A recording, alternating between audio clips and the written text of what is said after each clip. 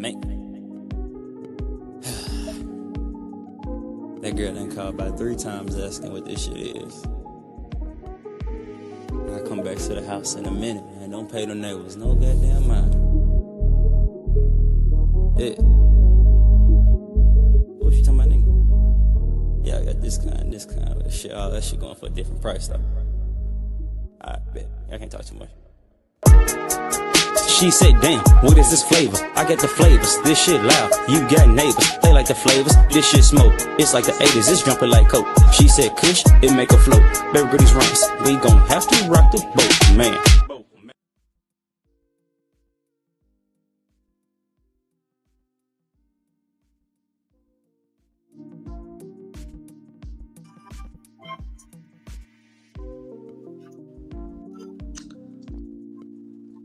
What's good, everybody? MTG Gaming here, along with Boss Man here. We're here to talk about some TNA Impact. How's everything going, Boss? Man, I can't call it, bro. You know what I'm saying? You got me here on this good Thursday night, so man, we here with it. Sure. All right, let's get started here. The first match of the show was the Hardys versus Sinner and Saint. Decent. It was a great match. Tonight's card and tonight's show wasn't really all that great. It was Mediocre. below average, honestly. I didn't really enjoy it too much. Yeah, pretty much mediocre. Like, they didn't really do a lot. I mean, last week's show was better than this week's show. Even the show week before, it was even better than tonight's show. So it was kind of mediocre tonight. So Sinner and Saint versus the tag team champs, the Hardys, and the Hardys comes up with a win. And Jeff hits the Swanton. 1, 2, 3. That's how the Hardys win the match. All right. And then the next part was Gia Miller. We're backstage with Gia Miller. Shout out to Gia Miller. With the Elegance brand. She's the Elegance brand is talking about how embarrassed they got last week because ODB poured, because the great TNA legend ODB came back last week and poured something on top of the Elegance brand. It was actually pretty funny. What up, Casey? Any memories of ODB, Boss Man? You said any memories of who? ODB. Let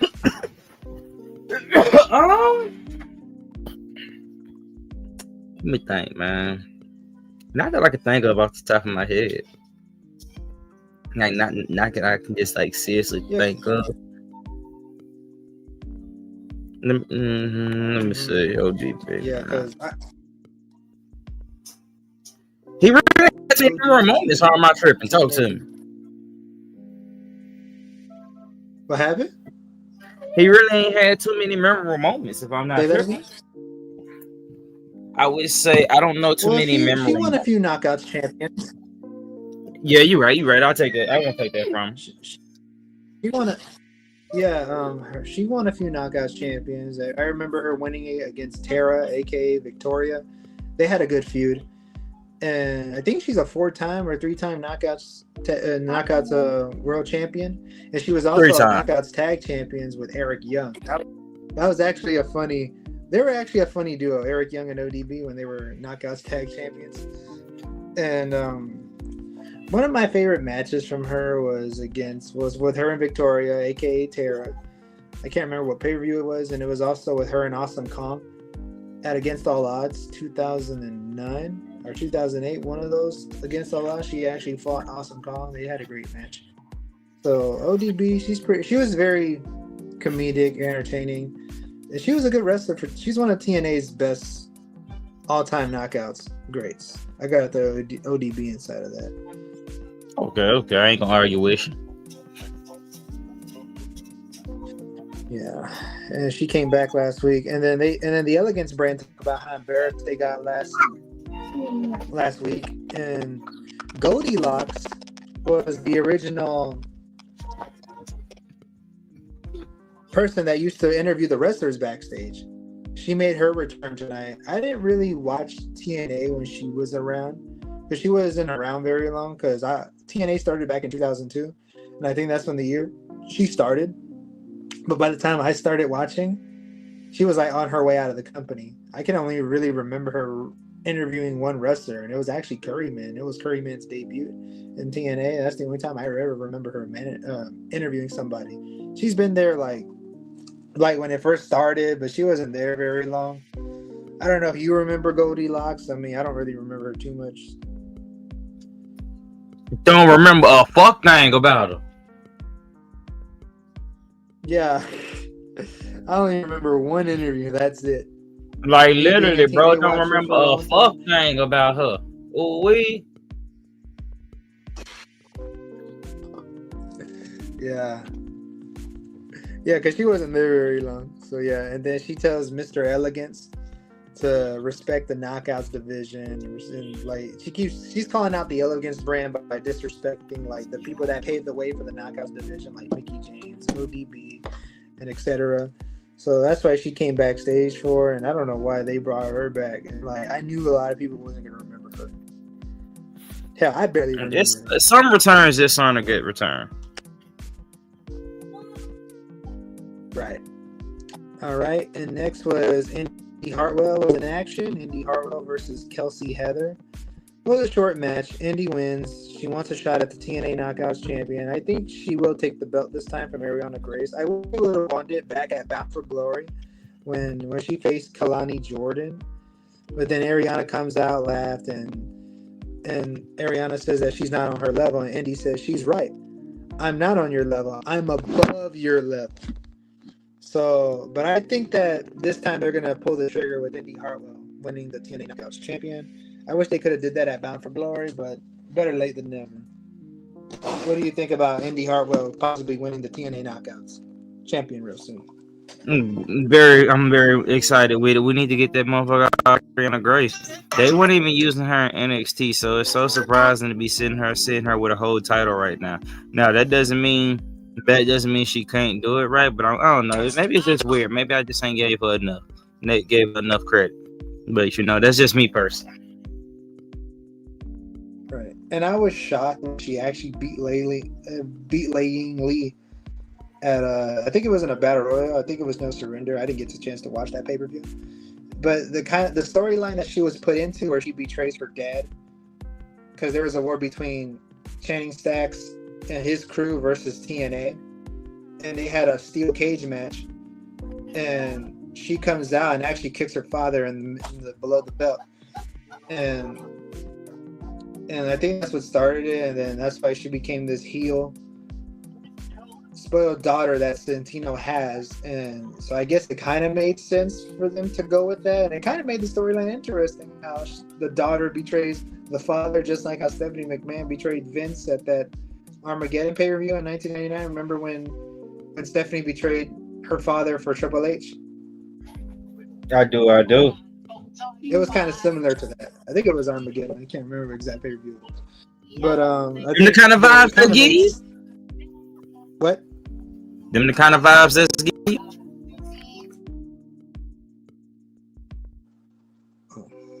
Yeah. Yeah. So Indy Hartwell, shout out to her. MTG loves her, and she does a lot of shout outs for us. So yeah. Okay. The next was a 6-man tag.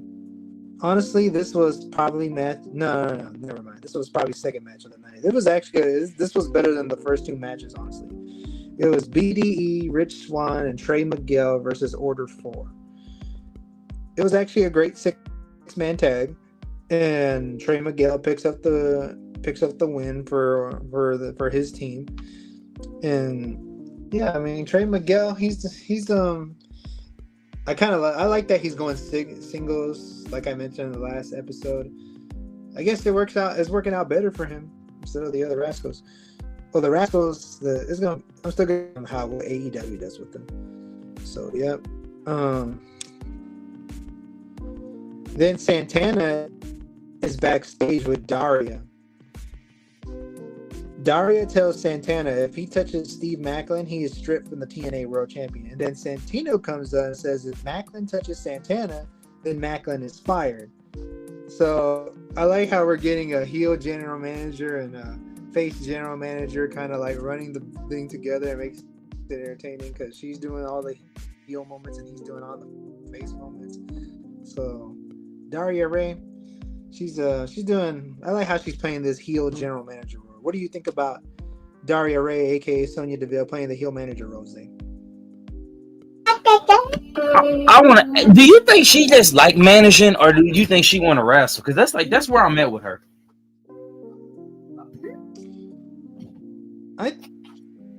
That's a good question, and I hope to see her in a TNA ring. Because it's like, bro, bro, do you want to wrestle or do you want to manage? Like, be honest at this point in time. Because I don't like that's the. I'm sorry, bro. When I seen her in TNA, I was excited as shit. But when I noticed she was managing, when I noticed she was managing and not wrestling, like, bro, what the fucking point? You know what I'm saying? Yeah, and the interesting thing is that she only signed a 6-month contract, which I don't know the reason behind that. Why is it only for 6 months? But we'll see what happens. I hope she resigns after the 6 months and actually competes in the ring. So, or hell, you can even do both: be the heel general manager and compete in the ring. I don't mind seeing that. Yeah. Yeah. All right. And okay, let's see here. And Steve Macklin comes out and addresses his title shot against Mike Santana. He claims that he loves Daria Ray's decision, Mike Santana. That's why he needs to get his family straight. He said something about that. And then Mike Santana, and then Steve Macklin went personal on his former friend Tom Phillips. I can't remember his name. I still call him Tom Phillips when he was in WWE. I don't even remember his last name in TNA, so I still call him Tom Phillips. And they talk about their relationship, and Steve Macklin says, I apologize, this and that. And then I apologize that this broke up our friendship and stuff like that. That's what Steve Macklin was saying. And then Steve Macklin was also mentioning Mike Santana's father. So Steve Macklin is one of the best heels that TNA has. And he's a lot better as a heel. I did not like him as a babyface.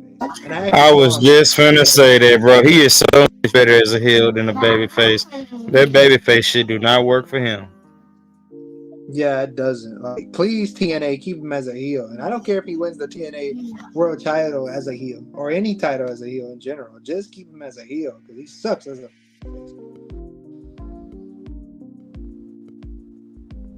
So, yep, and it's going to be a good match between Mike Santana and Steve Macklin. I'm actually looking forward to that. But I hope they make it a hardcore match. They got to. You got to put some type of stipulation on it. Yeah. Okay, next is AJ Francis versus Elijah.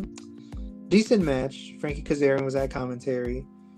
Elijah throws a drink at Frankie Kazarian because I think Frankie Kazarian was monologuing him, saying junk to him, and then Frankie got involved and did like grabbed his neck while he was on the apron, and then pushed it back against the top rope, and then AJ Francis does the big choke slam. 1, 2, 3. AJ Francis gets the win, and then both Frankie Kazarian and AJ Francis jumps Elijah after the match, and then the hometown man comes out and he saves the day and then evens the odds, and I think we're gonna see a tag match later on soon, maybe next week or 2 weeks from now. We're gonna see AJ Francis, Frankie Kazarian versus Elijah and the hometown man. What did you think of this match? I felt like it was all right match. It wasn't bad. Yep. I'm a big fan of Frankie Kazarian, but I don't understand this new gimmick of his, bro. I don't. It's a little weird because back when I used to watch Frankie Kazarian, because I've been watching that guy in the early TNA days. He was just the wrestler. Like, it's just funny how he just sticks out as this now heel. I wish he would have had this character back then, honestly. And like back then, he was just there, but he was still winning. I'm sorry, this character is meant for like a 20-year-old that think he got a hot bod. That's just that. Frankie is too old to be sent up with this damn game. I mean, Frankie doesn't look bad for his age, though. He actually looks. He doesn't look bad at all. But I'm just saying, the gimmick itself reads like one of them little young ass boys will evolve, not Frankie Kazarian.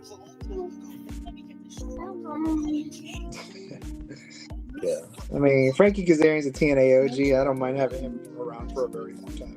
I hope he retires in TNA, which I'm with. So, yeah. And he's a 5-time X Division champion. So, yeah. Okay. Johnny Swinger is backstage playing poker with random people. Center and Saint was there. Rosemary pops up. And then Allie, I don't know if you guys remember Allie, who was also the bunny in A, makes her return to TNA. So we're gonna get Allie and a Rosemary reunion, because back when Allie's first run in TNA, her and Rosemary were like in a team, and they were always like doing types of segments and stuff. So it's good to see them come back. I don't know if you remember Allie at all, Zay, in TNA back in 2015, 2016. I don't. No. Yeah. Even I stepped away from TNA. Unfortunately not. I was barely checking up on it around. Yeah, unfortunately not. Yeah, and I even told Rosemary, or we were seeing Allie, a reunion with you and Allie, when I saw her at Genesis in Dallas last year, and I asked her, and she was like, "Hopefully it happened." We're getting it, and she's a former Knockouts champion. I know very little about her. She's actually pretty good in her first run in TNA.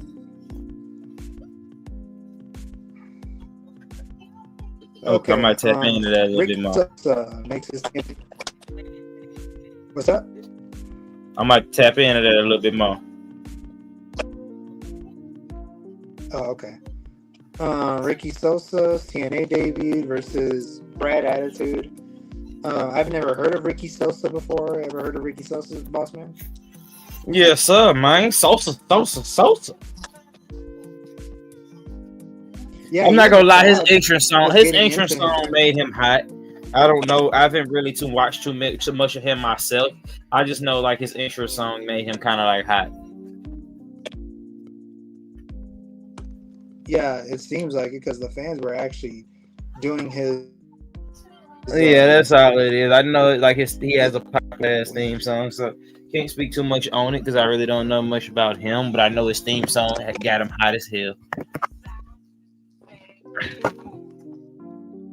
Well, at least that's what I know he was known for. Well, he might be known for more than the theme song, so I don't want to hold him now. Right. Yeah, so he makes his debut tonight. He's a good high flyer. He's pretty quick in the ring. He actually has a cool finisher, and it's the Blue Thunder Bomb. So I don't know. Let's give it a couple more weeks to see what this guy can do. So yeah. And then main event time. This actually was match of the night. It was Moose versus Cedric Alexander in an Atlanta street fight. Both guys really went at it, and Moose, as I mentioned, is going to destroy the system. He's going to kill the system. And he will. And him and Alicia. Maybe, do you think that Alicia Edwards might betray him down the line and saying that this might have been part of an act and we're only having. And then Eddie Edwards reveals that Alicia was there for you because we told her to be there to act like she was on your side, but she's really on our side. Do you think that might happen?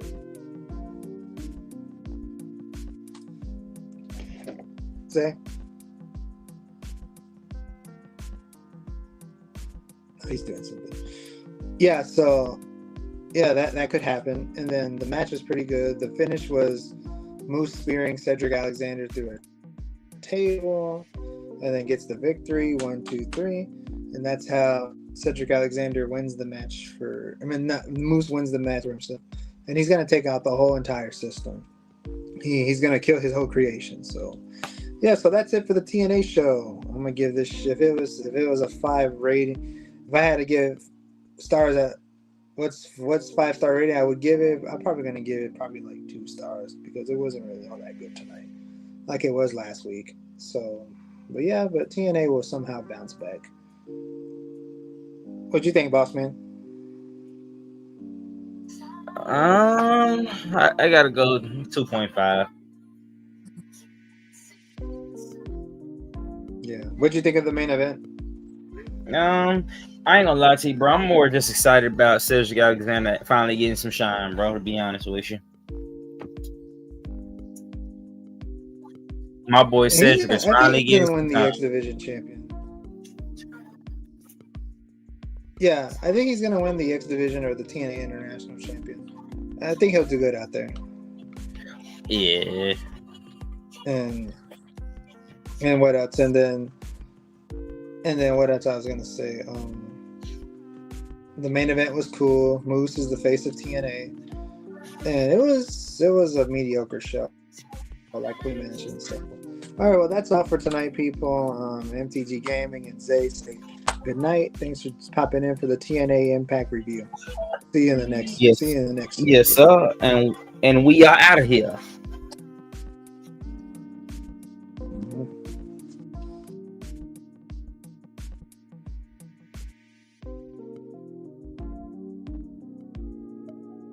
Man.